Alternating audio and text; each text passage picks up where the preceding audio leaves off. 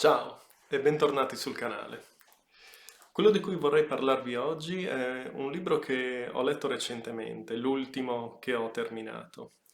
Un libro di cui ho spesso sentito parlare ma che solo adesso ho potuto avere tra le mani. Il libro in questione è Martin Eden di Jack London. Partiamo raccontando un po' la storia di questo personaggio. La vicenda di Martin Eden si apre con una cena a casa di un ragazzo di nome Arthur. Arthur chi è? È una persona che Martin ha aiutato, che ha fatto uscire indenne da una rissa. E quindi Arthur, per ringraziarlo, lo invita a cena a casa.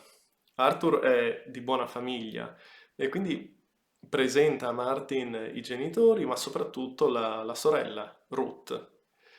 Tra i due sembra esserci subito una particolare sintonia, nonostante siano perfettamente consapevoli entrambi della loro estrazione sociale e della loro distanza. È evidente da come si parlano, dal background, da quello che ognuno dei due porta nella conversazione. Sono estremamente lontani, ma se questo sembra essere un problema per Ruth, non sembra esserlo per Martin. La svolta all'interno di questa scena, di questo contesto di cena, avviene quando Ruth comincia a suonare il piano. E Martin si lascia trasportare, comincia ad avvertire queste note e lascia che la musica gli entri dentro, che lo porti via. Ha delle visioni, ha delle sensazioni nuove, qualcosa che non aveva mai provato in vita sua. Ed è in quel momento che si rende conto di amare, di desiderare tutto quello che vede attorno a sé. Una bella famiglia, ma soprattutto il sapere. Quello che per lui rappresenta la famiglia di Arthur è il sapere, la conoscenza, la bellezza dell'arte nei quadri, ma anche nei soprammobili che aveva paura di urtare mentre entrava dentro la stanza. È tutto bellissimo e in qualche modo ritiene che sia tutto alla sua portata, sa di essere una persona estremamente scaltra e intelligente e quindi dice: perché io non devo poter ambire ad avere tutto questo?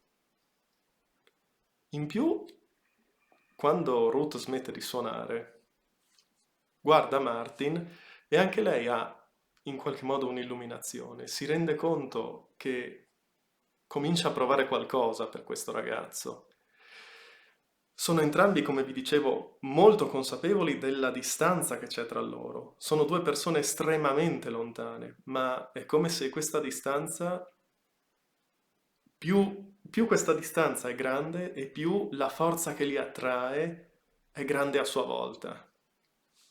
E quindi Martin promette a se stesso di migliorare, di essere una persona migliore, di poter diventare degno di Ruth, del suo amore e di poterla portare via con sé e di darle lo stile di vita che merita.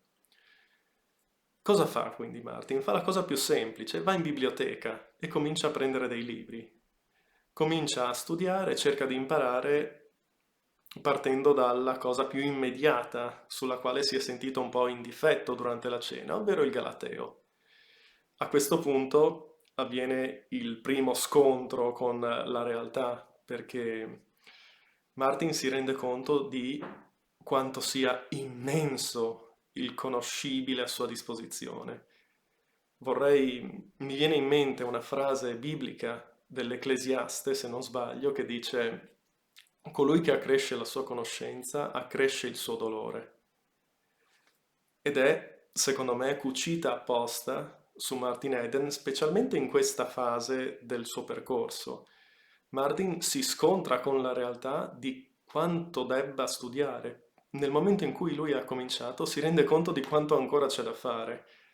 Un pensiero che avrebbe abbattuto i più, ma per lui è semplicemente uno stimolo ad andare avanti. Lui gode nell'apprendere, gli piace, più impara e più il mondo acquista bellezza. È anche a questo punto che si rende conto della miseria dalla quale proviene, dalla condizione disagiata e ignorante anche delle persone che lo circondano. Martin comunque proviene da un contesto operaio perché si guadagna da vivere, sbarca il lunario facendo il marinaio. A questo punto della storia lui cerca di dedicare tutto il suo tempo allo studio ed è proprio in una delle fasi più importanti del suo studio, del suo apprendimento, della lettura di testi, di romanzi e di poesie, che si rende conto di avere dentro qualcosa, di avere non solo la fame di apprendere, ma anche una voce che ha bisogno di parlare, che ha bisogno di dire le cose, che ha bisogno di esprimersi, ha uno spirito creatore dentro che non può evitare di ascoltare. Comincia quindi a scrivere. Parla con Ruth di questa cosa, parla con lei che nel frattempo ha anche cercato di dargli una mano, gli ha prestato i libri di grammatica, lo ha aiutato a espandere il suo vocabolario. Dicevo, Martin le parla di quelli che sono i suoi propositi. Lei non è molto entusiasta, ma Martin ormai ha deciso, quindi va per la sua strada, si dedica a questo talento che ritiene di avere, comincia a scrivere, a scrivere. Nel frattempo il sentimento tra loro, tra Martin e Ruth, cresce, si sviluppa, capiscono di amarsi e lui le chiede di fare un grande atto di fede, le chiede di dargli 2 anni di tempo per completarsi, 2 anni per poter dire di aver dato tutto per poter avere questa carriera di scrittore che lui desidera. Comincia quindi una fase molto ascetica, se vogliamo, in cui Martin si allontana dal mondo per studiare, per scrivere, per mandare i suoi racconti, le sue poesie, i suoi articoli a tutte le riviste che acquistano questi prodotti. Ovviamente, di nuovo, Martin si scontra col muro della realtà perché riceve una quantità infinita di rifiuti. In più non sta lavorando, quindi la sua condizione diventa sempre più misera.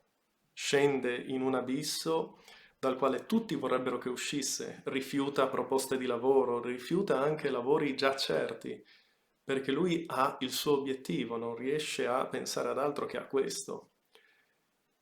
Ed è talmente focalizzato su questa cosa da perdere anche l'amore di Ruth, che si allontana, spinta ovviamente anche dai suoi genitori, ma si allontana perché anche giustamente dice: io non sono una minima priorità per te, tu stai facendo tutte queste cose, ma io dove sono?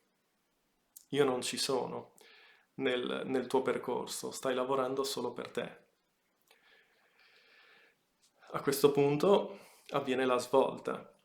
La svolta perché nel momento della miseria più assoluta le cose cominciano ad andare bene per Martin. Improvvisamente alcuni articoli cominciano ad essere acquistati, alcune poesie, alcuni racconti, e diventano sempre di più. Comincia ad avere degli introiti, comincia ad avere dei guadagni, comincia a poter cambiare stile di vita, comincia a raggiungere veramente l'obiettivo che si era prefisso.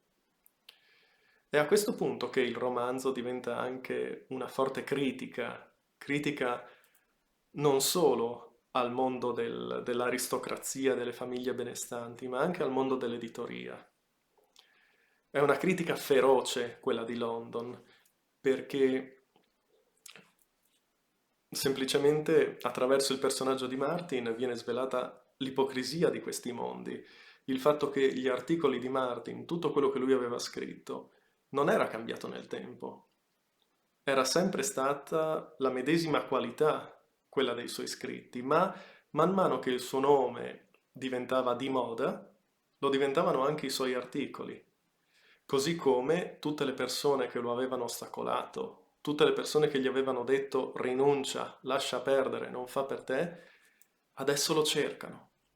Tutti lo adorano improvvisamente, assieme al successo, assieme al denaro, assieme alla fama, arriva anche tutta la riconoscenza da parte delle altre persone. E vorrei fermarmi qua. per quello che riguarda la storia, il resoconto di quella che è la storia di Martin Eden.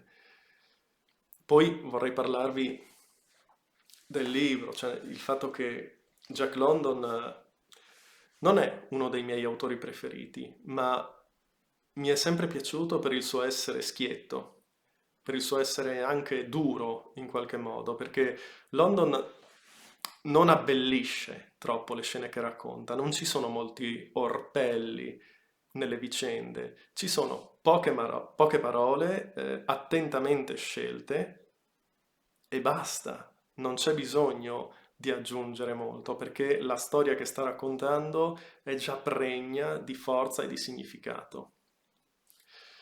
Martin è un eroe romantico, è, è quello a cui noi tutti aspiriamo, è il povero che riesce ad uscire dalla sua condizione di indigenza e a raggiungere i grandi obiettivi di vita che si è dato, a fare del suo talento, della sua passione, il suo lavoro.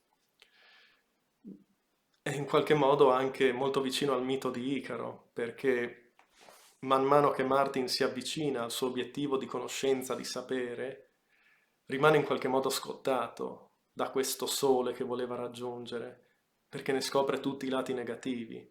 Se attraverso la conoscenza si era reso conto di dove avesse vissuto fino a quel momento, della miseria, si rende anche conto della falsità del mondo degli aristocratici e dei benpensanti dell'epoca. L'ipocrisia è una delle grandi denunce di questo romanzo, del bisogno di apparire e della superficialità. Credo sia un libro molto importante da leggere in varie fasi della vita, perché comunque ci invita ad ascoltare la voce che abbiamo dentro, a lavorare per i nostri sogni e a non abbandonare quella che è la nostra vocazione, a prescindere dalla possibilità che possiamo avere o meno di riuscire.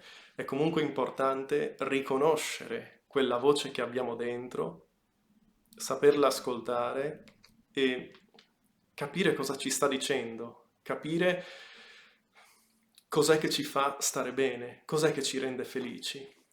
E soprattutto dobbiamo ricordarci che uno degli insegnamenti di Martin Eden è che possiamo cambiare, che possiamo sempre crescere, che non c'è un momento giusto o un momento sbagliato. A Martin è stato detto per molto del romanzo, devi tornare a scuola, devi tornare a studiare, devi impiegare anni a istruirti prima di poter fare qualunque cosa. Che è giusto, ci sta, è vero, ma non per questo non dobbiamo ascoltare quella che è la nostra energia e la nostra vocazione. Alla fine abbiamo un mare di possibilità davanti. Possiamo veramente, abbiamo il potenziale di fare qualunque cosa. Dobbiamo solo essere onesti con noi stessi, capirla, capire qual è la strada che vogliamo e non avere paura di sbatterci per dedicarci alla realizzazione dei nostri sogni, a prescindere da quanto possano essere genuini, ridicoli o assurdi. Questo secondo me è il motivo per cui Martin Eden è un eroe romantico e io sono molto contento di aver avuto la possibilità di leggerlo e di potervelo raccontare attraverso i miei occhi. Spero di avervi incuriosito e se lo avete letto fatemi sapere cosa ne pensate. Se non siete d'accordo con alcune delle cose che ho detto, parliamone molto volentieri. Se il video vi è piaciuto, mettete un mi piace e iscrivetevi al canale. Grazie per avermi ascoltato fin qui. Ciao, buona giornata.